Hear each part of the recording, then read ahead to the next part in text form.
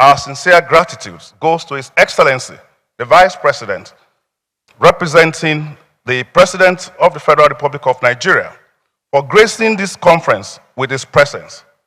Your statutory role as the Chairman of the National Economic Council aligns perfectly with the essence of this gathering.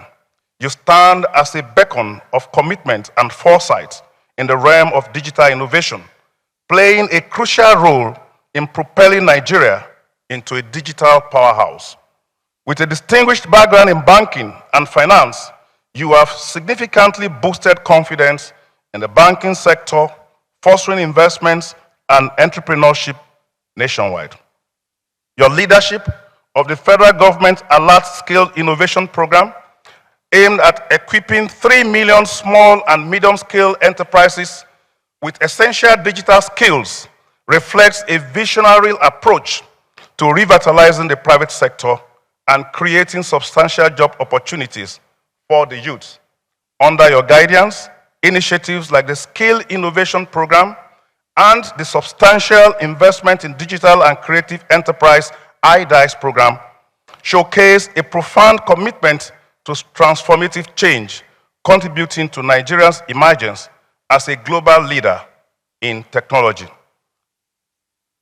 The Vice President's unwavering dedication and strategic initiatives positions him as a driving force behind our country's digital evolution and economic emergence.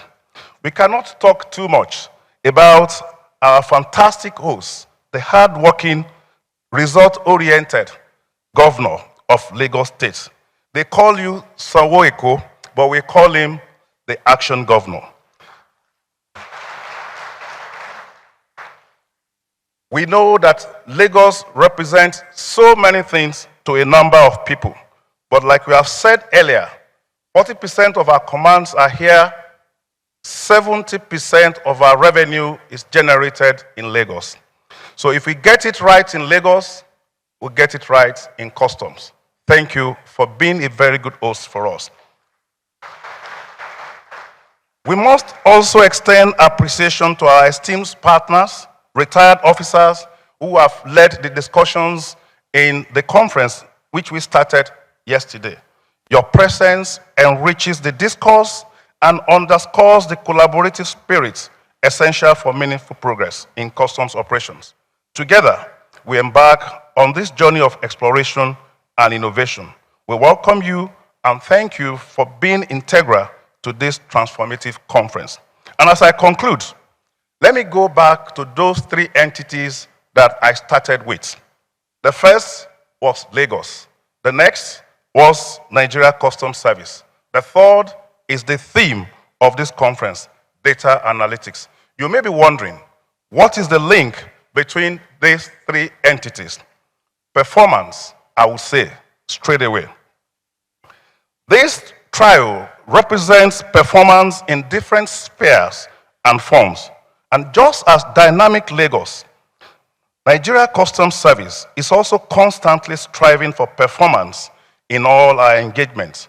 Our commitment to using meticulous data management to improve security and trade, and to positively engage our stakeholders is actively on and running. And just as Lagos, that will never sleep, Nigeria Customs Service will remain sleepless until we meet our goal of integrating and streamlining our operations to international standards. May the dynamic energy of Lagos inspire our discussions and forge pathways towards economic prosperity. Our special guest of honor, distinguished guests, all our stakeholders, I warmly welcome you once again with the trademark. This is Lagos. Thank you very much.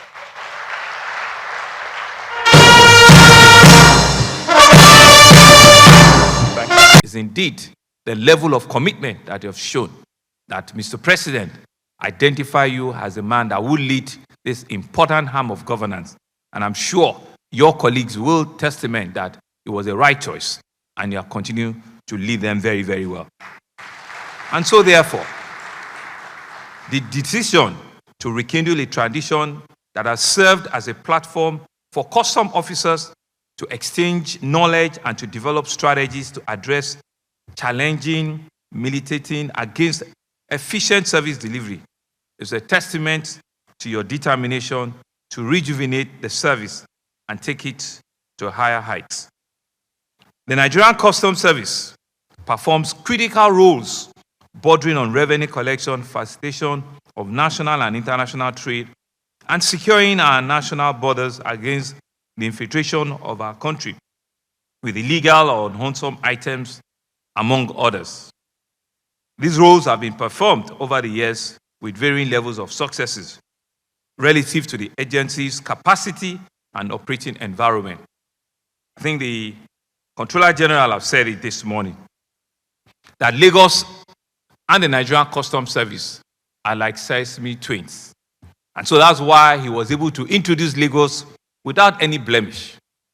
But on his behalf, once again, I want to welcome you to the center of excellence. I want to welcome you to the state of aquatic splendor. I want to welcome you to the commercial economic nerve center of our country. I want to welcome you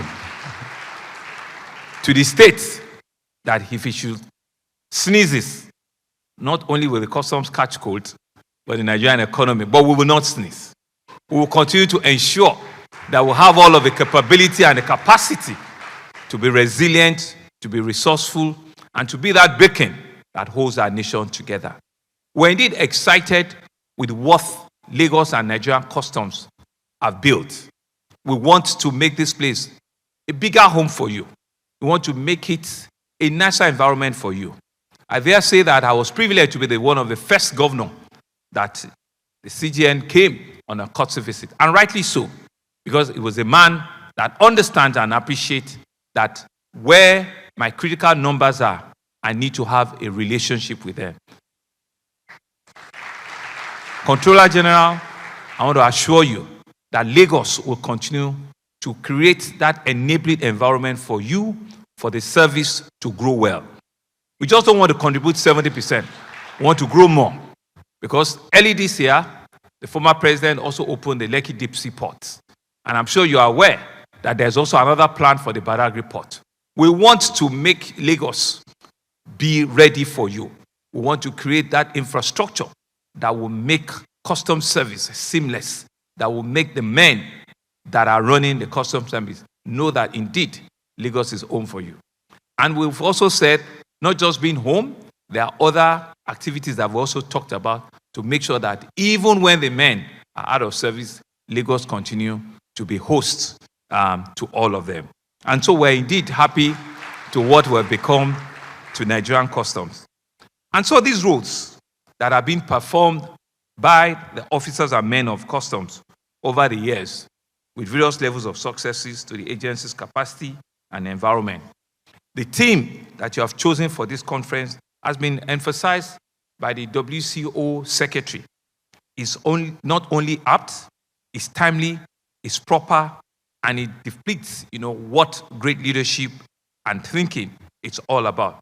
The Nigerian custom had recognized its role in modern-day technology, its role at ensuring that technology is a strong driver that can be an enabler for them to be able to innovate and develop capacity and capability that will take the service to an enviable position, a position that will be next to none, that it can compete and compare with other services of similar likes with anywhere in the world. The father of our dear nation, Bola Ahmed Tinubu,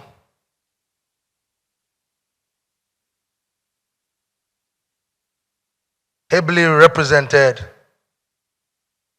by our very fine Vice President, His Excellency the Governor of Lagos State, omitted that aspect of our Vice President, and also omitted, probably because they have things in common, a very refined, intelligent leader of our country. I greet you, our Vice President. Please I think he deserves a resounding round of applause.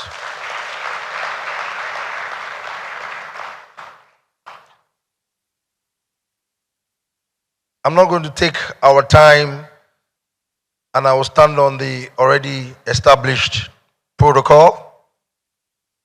We're all here for something very important to our dear nation, the CGC's conference. I thank God Almighty for your life, our brand new CG, for all the transformative agenda, innovation, and forward-looking leadership role you've been playing in customs service. The theme of today's event is data analysis. Data is the eye of anything we do. Without data, you won't be able to plan. And I want to thank you for what you're doing and how you are motivating the entire officers of customs, how you are infusing great and innovative ideas into what you are doing. The result speaks for itself. From the throne of Oduduwa, we'll continue to pray for you and wish you the very best in all your endeavors. Keep up the good work. God Almighty will continue to be with you.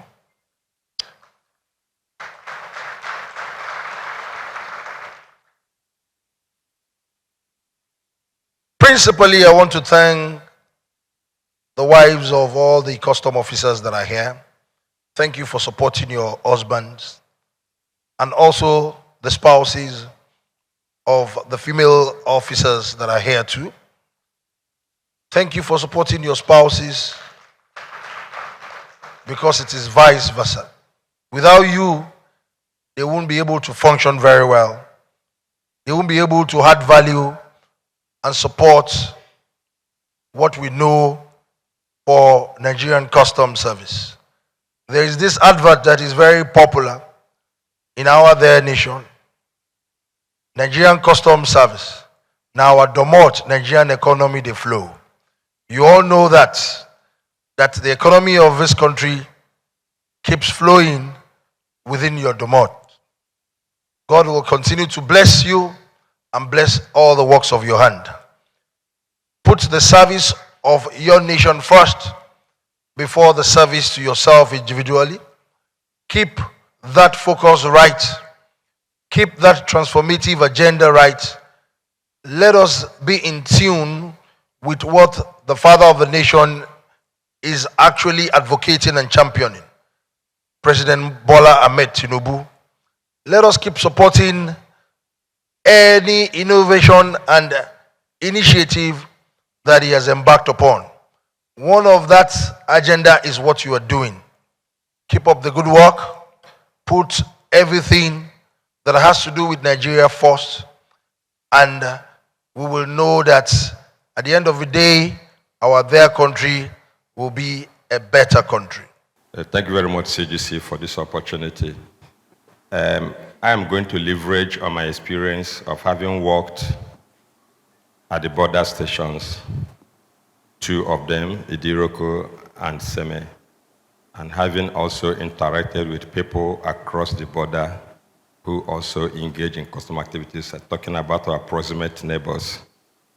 And then having been one of those that participated in the port reforms from 2006 up till now, starting with construction of the port in Apapa and customs migrating to e-platforms.